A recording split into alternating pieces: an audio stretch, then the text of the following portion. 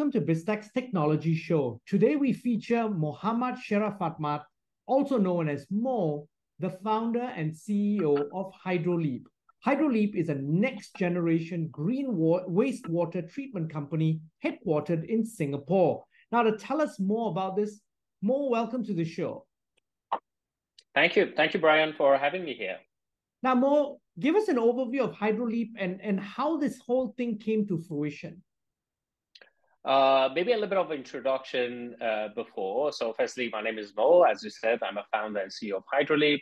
And I think everything starts from Hydroleap. And maybe I'll give a bit of the introduction there. At Hydroleap, I always say that we are reimagining the way that the world is looking at water and wastewater with our proprietary technology, which provides an innovative and next generation of the green technology, which is electrical treatment.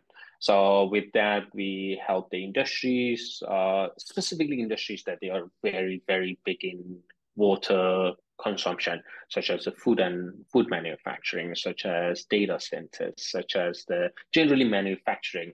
That's where we help them to upgrade their treatment plant and have a better solutions for the water sustainability.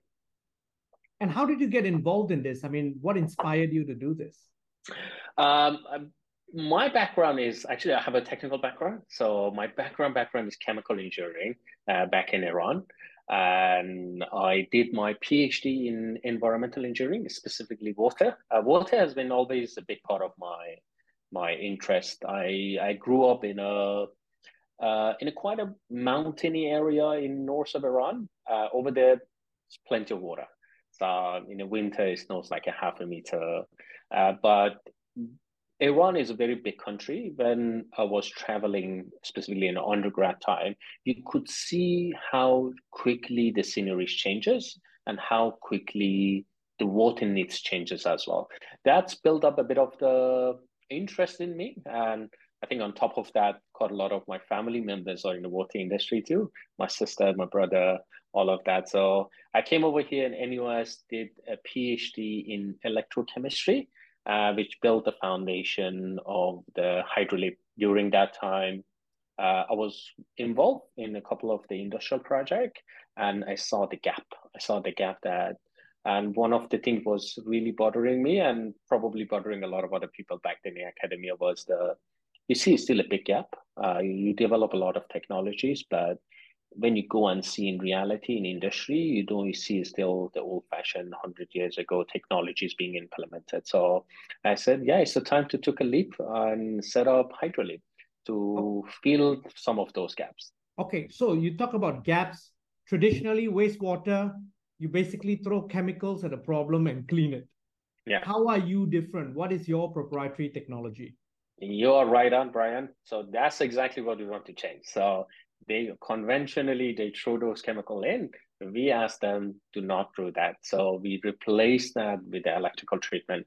So if you look at any wastewater treatment plant, as you mentioned, one of the big parts of that is the using chemicals, or even after that, they use a lot of very energy intensive processes to treat the water up to the level that they can just discharge it. So we coming in with this new technology, which is very modularized, automated, no chemicals. We say that not only we replace that part of it, but also we give you a better quality of the water that you can help to recycle. For example, we did have one of the customers in Singapore, which is a recycling company. I think they better be named because they were one of the new adopters as well. Shania, they collect different waste from different resources.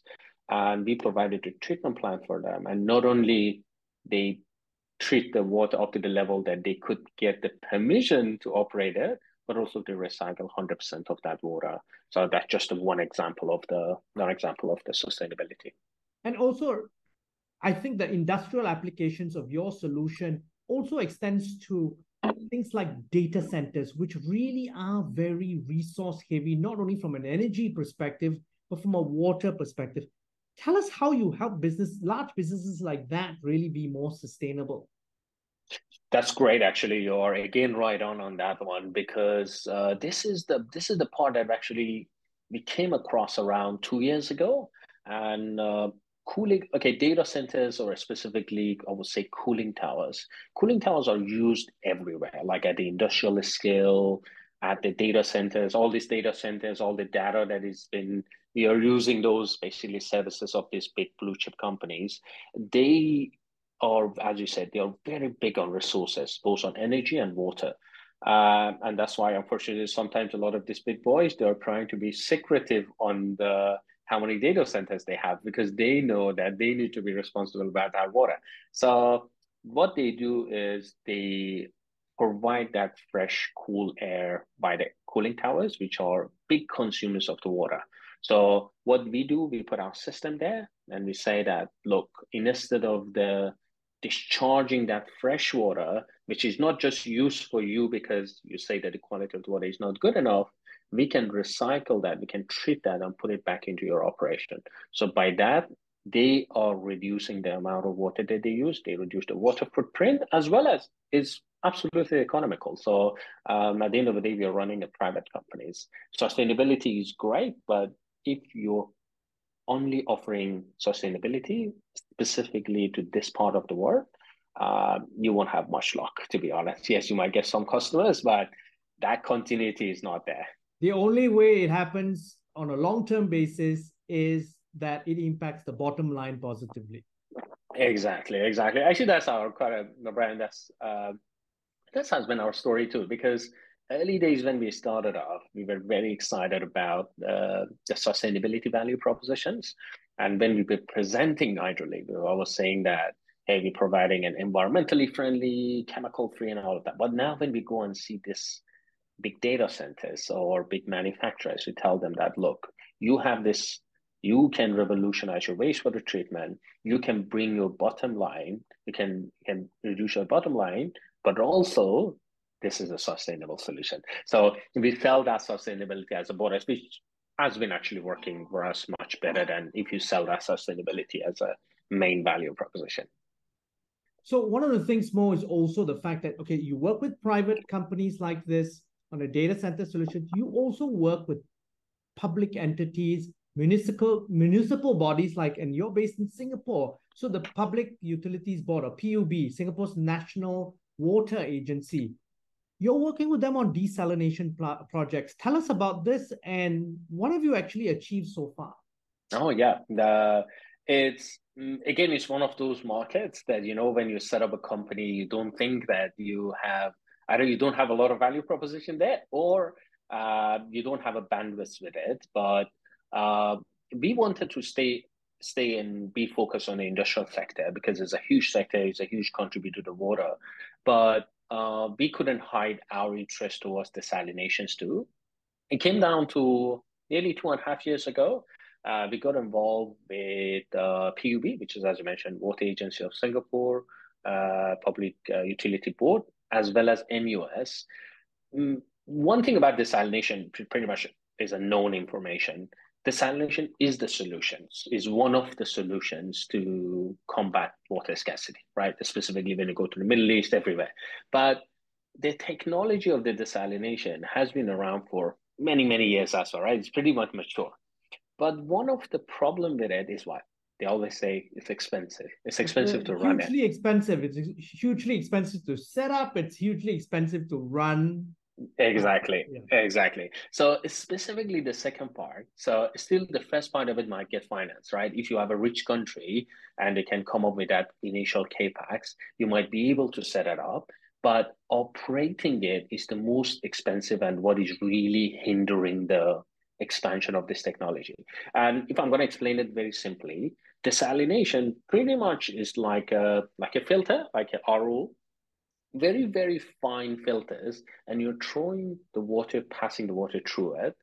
And if you have more impurity in your water, you're going to foul those membranes, those reverse osmosis quicker. So it means that your energy consumption is going to go high, your maintenance is going to go high.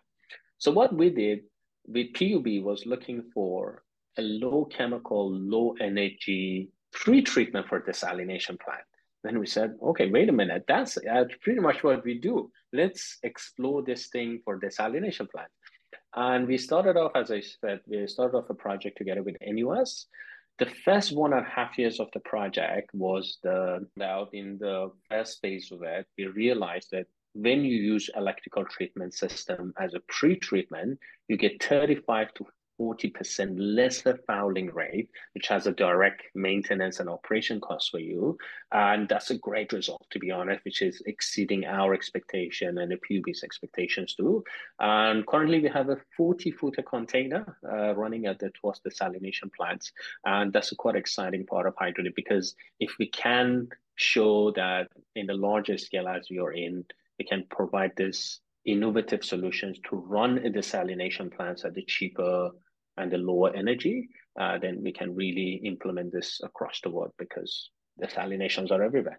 And that is really interesting, because what it is essentially you're not even retrofitting a plant. What you're actually doing is you're probably building something ancillary as a staging point, and then the water flows into the main plant, correct? That is correct. Like just like sits in as a plug and play system. Right before that, it goes to the, see, the water comes in, it goes through this before it goes through the treatment plant. And actually, you pointed out something operationally very important, which we found out during the operation of Hydroleap 2. One of our reasons that we are having a lot more successes in the data centers or cooling towers per se, because what we are doing, you're not making any big changes to their current operation. Whatever they're doing, that's fine. For example, our system for the cooling tower, which is for the data centers, comes in as a site treatment. So it means that a portion of that water just gets, branch out, goes to our system, and goes back to their line again. So in any case, you can close it, you can open it, It's a very, I would say, add-on solutions to what currently they have. And so, Mo, this is really interesting, because that really helps you in your commercialization. Because if you were part of a solution, your solution had to make changes to the existing systems or core systems or the way they do things, like a desalination plant. If there were modifications to the plant required, your entry would be far harder into any of those markets. Absolutely right. Absolutely right. That's why we always, as one of the big value proposition, we'll say modularity. Modularity is very important, specifically when it comes down to the infrastructure work as water is, because you can scale. You can scale up, you can scale down, you can maintain those things better. Like for example, if you have a plant that you're putting 3 systems on your plant, you can always have, a force module to be acting as when we are running a maintenance on them, you can just switch on this thing, and then we can conduct a maintenance on one of your modules. Now, what are some of the significant milestones that you've achieved so far from a technological standpoint? I would say early days, different. We've been already running around 6 years. Different times had different challenges, and specifically the milestones. The early days, it was definitely to show that the system works at the larger scale, because that's one of the biggest myth of the electrochemistry in the industry, because the concept of the electrochemicals treatment has been around for the past 20-25 years, but we wanted to scale it that the other people couldn't. That was scaling up. And the second thing is showing that you are keep innovating in terms of technology. For example, if I don't want to be too technical, but I would say one of the biggest reasons that we have been able to be able to commercialize is our power consumption has been very low. So it means that as we are running the system, our power consumption has gotten down compared to the early days, which still had a big value proposition, but it has gotten down nearly 70-80% from, I would say, 2019, which still had a solution that the customer wanted it, but we still brought it down, the power consumption of it, to something that, in terms of technology, very competitive, that when you go to the, let's say, developing countries, still your solution is competitive. It's not just a solution for a developed or expensive cities. So now, Hydroleap, you've just raised your Series A. What are your plans to deploy that capital moving forward? Most of this capital is for expansion. So you can see even from the profile of the investors that we got, for example, Mitsubishi Electric, Realtek, as well as the Invest Victoria, together with the SITS Capital. These are all, we have already shown that not only our technology can be implemented in Singapore, but also overseas. During COVID, which was a very difficult time, I would say, for the hardware companies to be able to get out of Singapore, but we managed to open markets in Philippines, Thailand, and now even in Indonesia. We see a huge market. We see a huge market, simply speaking, in the region as well as in Australia, and that's where most of this capital deployment is going to be. For example, we have very exciting projects out of Indonesia coming up for both manufacturing and data centers, and Australia, the same thing. So yeah, those are really makes us excited. Mo, it's been a fascinating conversation. I've learned a lot. Thank you very much for taking your time to come on the show. Absolutely. It's my pleasure, Brian, and looking forward. We've been speaking to Mohammad Sherafatmand, also known as Mo, the founder and CEO of Hydroleap. I'm Brian Fernandez, and you've been watching and listening to Biztech's Technology Show. This interview will be on our website, www.biztech.asia, as well as our syndication partners, TV stations, radio stations, and websites. Thanks a lot for tuning in. Thank you.